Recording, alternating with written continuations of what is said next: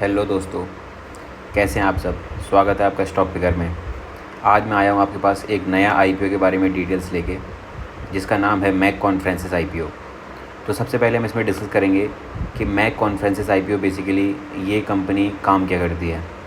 दूसरा, इस कंपनी का ओपनिंग और क्लोजिंग डेट क्या है, इस कंपनी का अलॉटमेंट कब आएगा, लिस्टिंग कब होगी, इस कंपनी के फंडामेंटल्स क्या हैं, इस कंपनी में हमें अप्लाई करना चाहिए या नहीं करना चाहिए, इस कंपनी में अगर हमारा आईपीओ लगता है तो क्या हमें होल्ड करना चाहिए या फिर हमको एग्ज़िट करना चाहिए।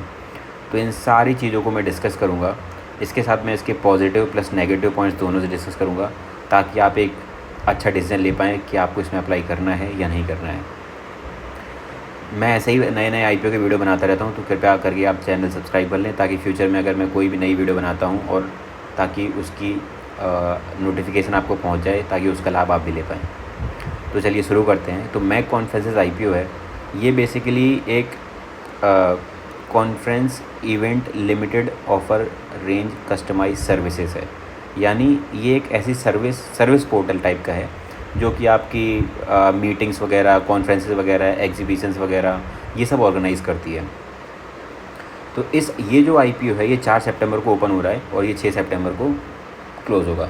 तो होता क्या है कि ये सर्विस सेक्टर की कंपनी है। सर्विस सेक्टर की कंपनी यानी ये कंपनियां आपकी एवरग्रीन कंपनी है, मतलब फ्यूचर में भी काम आएंगी और इनका कभी रिसेशन भी नहीं आता है। तो कंपनी का जो एरिया है वो काफ़ी अच्छा है। अब रही बात इसमें अप्लाई करना है या नहीं करना है, तो हम सबसे पहले इसकी बात करेंगे इसके फंडामेंटल्स की। तो इसके जो फंडामेंटल्स देखेंगे तो सबसे पहले हम जाएंगे इसके बारे में और जानेंगे कि इसने इस इशू कितने का करा है। तो इसने 125 करोड़ का आईपीओ इशू करा है, यानी जो कि काफ़ी अच्छा बड़ा अमाउंट है।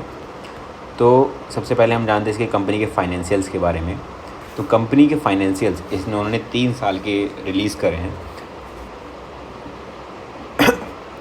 सॉरी, जिसमें इन्होंने रेवेन्यू इनकी जो है वो ईयर ऑन ईयर एकदम बढ़ती, क्या इसको बोलेंगे, 4 गुना होती चली गई है। जैसे 2022 में इनकी रेवेन्यू थी 23 करोड़, वही 2023 में इनकी रेवेन्यू हो गई 141 करोड़ और 2024 में जाके हो गई 238 करोड़। और इनका जो प्रॉफिट भी -2.6 करोड़ से 8.5 करोड़ और 8.5 करोड़ से सीधा 26 करोड़। तो ये देख के लगता है कि company year on year profit भी बहुत अच्छा कर रही है, year on year company revenue भी बहुत अच्छी जनरेट कर रही है और साथ में वो एक्सपेंस भी कर रही है, यानी वो री इन्वेस्ट भी कर रही है ताकि कंपनी की ग्रोथ हो सके। तो ये इंडिकेटर्स बताते हैं कि कंपनी में आईपीओ लगाना या कंपनी में अप्लाई करना एक बहुत अच्छी चॉइस होगा। अब बात करते हैं कि ये जिस रेट पे आईपीओ इशू कर रही है, क्या वो रेट एक फीजिबल रेट है। तो जिसके लिए हम देखेंगे पीई रेशियो।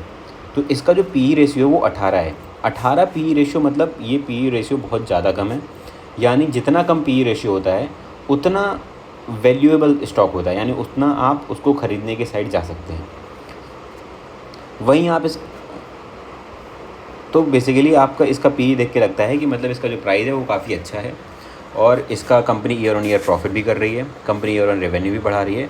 तो इन सबको देख के लगता है कंपनी में बिल्कुल ही अप्लाई करना चाहिए। और जो शॉर्ट टर्म इन्वेस्टर हैं उनको भी रिकमेंडेशन रहेगी कि आप ये एक ऐसा आईपीओ है जिसमें आप लॉन्ग टर्म भी होल्ड कर सकते हैं, और जो लॉन्ग टर्म वाले हैं उनके लिए तो सोने पे सुहागा है। तो वो आराम से अप्लाई करके अगर उनको लगता है तो होल्ड कर सकते हैं बिल्कुल।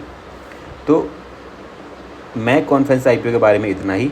आगे और ऐसे आईपीओ के बारे में जानकारी जानने के लिए कृपया आप हमारे चैनल से जुड़े रहें। धन्यवाद।